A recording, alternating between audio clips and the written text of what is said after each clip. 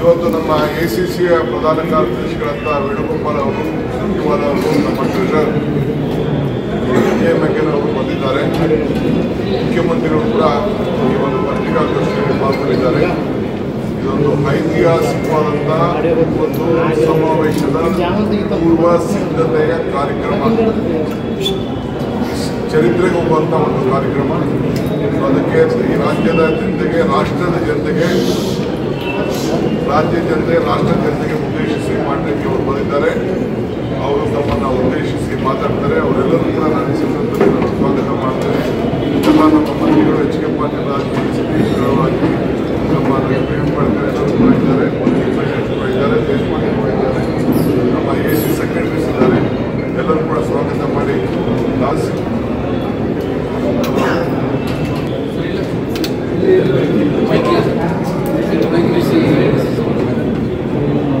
ಈಗ ತಮ್ಮನ್ನು ಉದ್ದೇಶಿಸಿ ಅವರ general secretary mister Venugopal, general secretary organisation, he knows better Karnataka than all of us. He will address all of you. Please, sir. Thank you. AICC already given an instruction to all Pradesh Congress Committee and DCC Committee to celebrate in the same manner. Here it will be a grand function with the Shiham, but all over India, everywhere, function will be there on 26th December. Thank you. So what is the agenda for this meeting, particularly for CWC meeting? Like we have told already, we are the current political situation. Definitely there will be an analysis of the current political situation and the way in which this BJP government is bringing laws and bringing their ideology through bulldozing these legislations. Everything will be discussed, and basically Congress party's ideology also.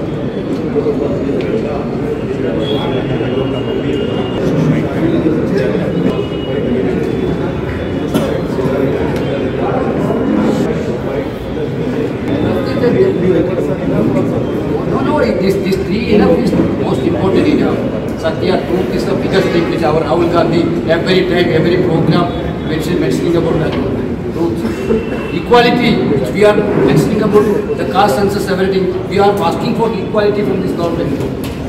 Certainly, these three, Satyagraha also the basic human, we need Satyagraha. Along with these three, certainly there are other measures to tackle, which other measures will be discussing in the Congress Working Committee. We will present a paper in the Working Committee. After that, complete discussion will be there. After the discussion, we will come out with the paper. Sir, one nation, one election, bill was being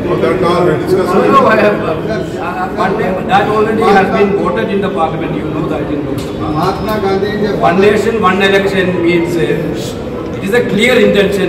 One nation, no election. BJP's main mudda is that only, one nation, no election. They don't want to have a democratic process at all. To sabotage the entire democratic process, gradually, they are bringing this new idea of one nation, one election. Karnataka has their own speciality. Kerala has another speciality. Manipur will have another speciality. Jammu Kashmir will have another speciality. That unity in diversity is the beauty of this country. That is the beauty of this country. But these people, what they want, they are not believing in democracy, they are not believing in this diversity, they are not believing anything. Because that's why I don't think this is not at all practical. I don't think it is going to pass also in the parliament. Let us see. ಇದಲ್ಲದೆ ಸರ್ಕಾರ This program we are doing on ourselves. We will have a future programs. That point of time definitely we will think about.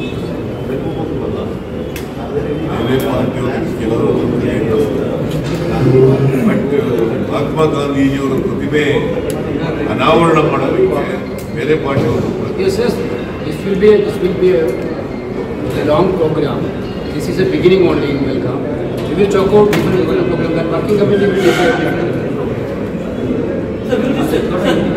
Sir, one more thing. In this program, we used to give a message to allies that Congress is more aspirating because in wake of the national situation. आदरणीय साथी, जैसा महासचिव संगठन श्री केसी वेणुगोपाल ने कहा, महात्मा गांधी जी की भारतीय राष्ट्रीय कांग्रेस की अध्यक्षता के 100 साल अपने आप में न केवल बेलगांव और कर्नाटक के हर नागरिक के लिए, पर देश के हर नागरिक के लिए सैद्धांतिक तौर से,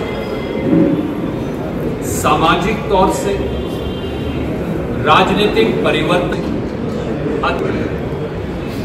और इसीलिए श्रीमान मल्लिकार्जुन खड़गे जी ने, श्री राहुल गांधी जी ने, श्रीमती सोनिया गांधी जी ने और कांग्रेस के नेतृत्व ने ये निर्णय किया कि बेलगांव जो भारतीय राष्ट्रीय कांग्रेस के आज़ादी के आंदोलन से जुड़ी हुई भूमि है, बेलगांव जहां महात्मा गांधी 6 बार आए, बेलगांव जहां वो एक ही बार भारतीय राष्ट्रीय कांग्रेस के अध्यक्ष बने, उसी भूमि से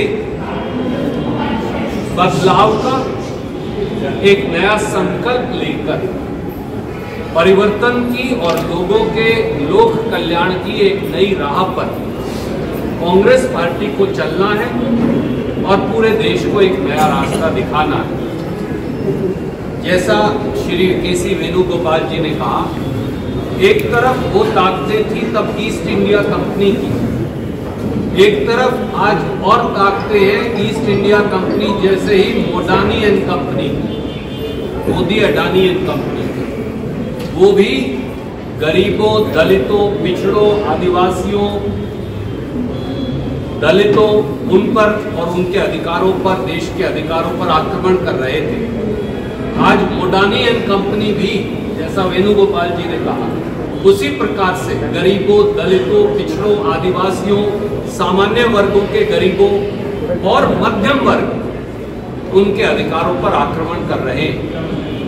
वो 1 नेशन 1 इलेक्शन भी उसी षड्यंत्र का हिस्सा है, क्योंकि जब वो संविधान नहीं बदल पा रहे, वो संविधान खत्म नहीं कर पा रहे, तो चोर दरवाजे से पंडित नेहरू, सरदार वल्लभ भाई पटेल, बाबा साहब अम्बेडकर, मौलाना अबुल कलाम आजाद, डॉक्टर राजेंद्र प्रसाद और स्वतंत्रता सेनानियों द्वारा बनाए गए संविधान पर चोर दरवाजे से हमला बोल रहे हैं। उसके अलग अलग रूप हैं, उसकी अलग अलग इनइक्वालिटी है, और इसलिए 100 साल के बाद जहां महात्मा गांधी की स्मृति में कांग्रेस की एक्सटेंडेड वर्किंग कमेटी और उसके बाद एक जनसभा हुई, और उसमें बाकायदा, जैसा आपने फरमाया और आपने पूछा था, चर्चा के बाद अनेकों निर्णय लिए जाएंगे, पर उस दिन की ईस्ट इंडिया कंपनी और आज की मोडानी एंड कंपनी में क्योंकि कोई अंतर नहीं, इसलिए एक नई सैद्धांतिक लड़ाई की इस देश को आवश्यकता है। बेलगांव उसे फिर राह दिखाएगा, रास्ता दिखाएगा, कर्नाटक रास्ता दिखाएगा, ऐसा हमें विश्वास है। Thank you. ನಮ್ಮ ಸ್ಪೀಕರು, ಕೌನ್ಸಿಲ್ ಚೇರ್ಮನ್ ಅವರು ಮತ್ತು ರಾಷ್ಟ್ರದ ಅಪೋಸಿಷನ್ ಲೀಡರ್ಸು ಮಲ್ಲಿಕಾರ್ಜುನ್ ಖರ್ಗೆ ಸಾಹೇಬರು, ರಾಹುಲ್ ಗಾಂಧಿ ಅವರು ಬಂದು ಗಾಂಧಿ ಸ್ಟ್ಯಾಚ್ಯೂವನ್ನು ಸುವರ್ಣಸೌಧದಲ್ಲಿ ಸರ್ಕಾರಿ ಕಾರ್ಯಕ್ರಮವನ್ನು ನಡೆಸ್ತಾ ಇದ್ದಾರೆ. ಎಲ್ಲ MPsಗೂ ಆಹ್ವಾನ ಮಾಡ್ತಾ ಇದ್ದೀವಿ, ಎಲ್ಲ ಪಕ್ಷದ ಶಾಸಕರು ಕೂಡ ಆಹ್ವಾನ ಮಾಡ್ತಾ ಇದ್ದೀವಿ. ಅದನ್ನು ಮಾಡಿ ಪಬ್ಲಿಕ್ಕಿಗೆ ಅದನ್ನು ಮಾಡೋಕ್ಕಾಗಲ್ಲ, because of the security reasons. So ಅವ್ರಿಗೆಲ್ಲರೂ ಕೂಡ ನಾವು ಆಹ್ವಾನ ಮಾಡಿ ಗಾಂಧಿ ಅವರ ಪ್ರತಿಮೆಯನ್ನು ಅವತ್ತೊಂದು ದಿನ 26ನೇ ತಾರೀಕು ಅಲ್ಲಿ ಸರ್ಕಾರದ ಆವರಣ ಆಗ್ತದೆ. ಇದು ಸರ್ಕಾರದ ಕಾರ್ಯಕ್ರಮ, ಇದು ACC ಕಾರ್ಯಕ್ರಮ.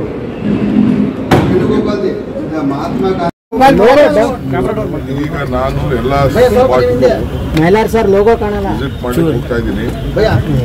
ಇದರಲ್ಲಿ ನಮ್ಮ ಪಬ್ಲಿಕ್ ಮೀಟಿಂಗು, ಗಾಂಧಿ ಭವನ, ಗಾಂಧಿ ಬಾವಿ, ಕೆಲವು ಕಡೆ ಎಲ್ಲ ವಿಸಿಟ್ ಮಾಡಿ ಹೋಗ್ತಾ ಇದ್ದಾರೆ. ಅವರು ಸತಿ ಎಲ್ಲ ಬಂದು ನೋಡ್ಕೊಂಡು ಬರ್ತಾ ಇದ್ದಾರೆ.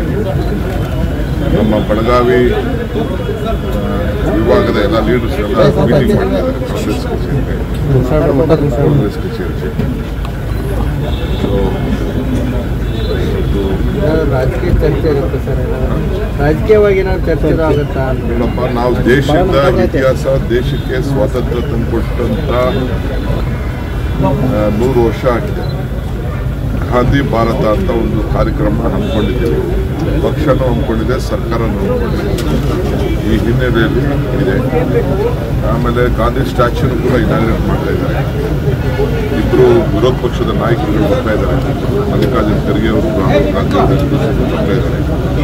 ಸೊ ಇದೆಲ್ಲ ಜಾಗಗಳನ್ನೆಲ್ಲ ನಾವೆಲ್ಲ ಪ್ರಿಪರೇಷನ್ಸ್ ಆಗ್ತಾ ಇದೆ. ಇಡೀ ರಾಜ್ಯದ ಎಲ್ಲ ಜನರಿಗೆ ಪಕ್ಷ ಭೇದವನ್ನು ಮರೆತು ಈ ಒಂದು ಐತಿಹಾಸಿಕವಾದಂಥ ಕಾರ್ಯಕ್ರಮಕ್ಕೆ ಎಲ್ಲರೂ ಕೂಡ ನಾವು ಆಹ್ವಾನಿಸ್ತಾ ಇದ್ದೀವಿ. ಯಾರು ಬೇಕಾದರೂ ಈ ಪಾರ್ಟಿಸಿಪೇಟ್ ಮಾಡ್ಬೋದು.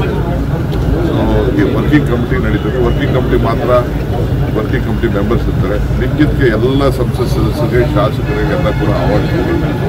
ಗಾಂಧಿ ಸ್ಟ್ಯಾಚ್ಯೂಗೂ ಕೂಡ ಎಲ್ಲ ಶಾಸಕರು, ಎಲ್ಲ ಪಕ್ಷದ ಶಾಸಕರು ಅದರ ಉದ್ಘಾಟನೆಯಲ್ಲಿ ನಾವು ಎಲ್ಲರೂ ಕೂಡ ನಾವು ಸರ್, ಈಗ ಮಾಣಿಪಾಡಿ ವಾದವನ್ನು ಸಿಬಿಐ ವಹಿಸುವಂತೆ ವಿಜೇಂದ್ರ ಅವರು ಸವಾಲು ಹಾಕಿರುವಂಥದ್ದು. ಅದು ಆಮೇಲೆ ಮಾತಾಡೋಣ. ಸರ್, ಈಗ ಪ್ರಮುಖವಾಗಿ ಸರ್ ಮಲ್ಲಿಕಾರ್ಜುನ ಖರ್ಗೆ ಅವರು ಕಾಸ್ಟನ್ನು ಕಬಳಿಕೆ ಮಾಡಿದ್ರಂತೆ ಸ್ವತಃ ಮಾಣಿಪಾಡಿ ಅವರು ಆರೋಪ ಮಾಡಿರುವಂಥದ್ದು. ಎಲ್ಲ ಅಸೆಂಬ್ಲಿಯಲ್ಲಿ ದಾಖಲೆ ತಗೊಂಡು ಮಾತಾಡೋಣ. ಸರ್, ಸ್ವಾಮೀಜಿಗಳು ಹೋರಾಟ ಮಾಡ್ತಿದ್ದಾರೆ ಪಂಚಮಸಾಲಿ ಸಮಾಜಕ್ಕೆ 2A ಮೀಸಲಾತಿ ಕೊಡಬೇಕು ಅನ್ನೋ ನಿಟ್ಟಿನಲ್ಲಿ. ಆದರೆ ಸಿದ್ದರಾಮಯ್ಯ ಅವರು ನಮ್ಮ ಸಮಾಜಕ್ಕೆ ಅನ್ಯಾಯ ಮಾಡ್ತಿದ್ದಾರೆ. ಜೊತೆಗೆ ಏನು ಅಧಿಕಾರಿಗಳ ಲಾಠಿ ಚಾರ್ಜ್ ಮಾಡಿದ್ದಾರೆ ಅವ್ರನ್ನ ವಜಾ ಮಾಡುವವರೆಗೂ ನಮ್ಮ ಹೋರಾಟ ನಿರಂತರವಾಗಿ ಧರಣಿ ಮಾಡ್ತಿದ್ದಾರೆ. ಈಗಾಗಲೇ CM ಉತ್ತರ ಕೊಟ್ಟಿದ್ದಾರೆ.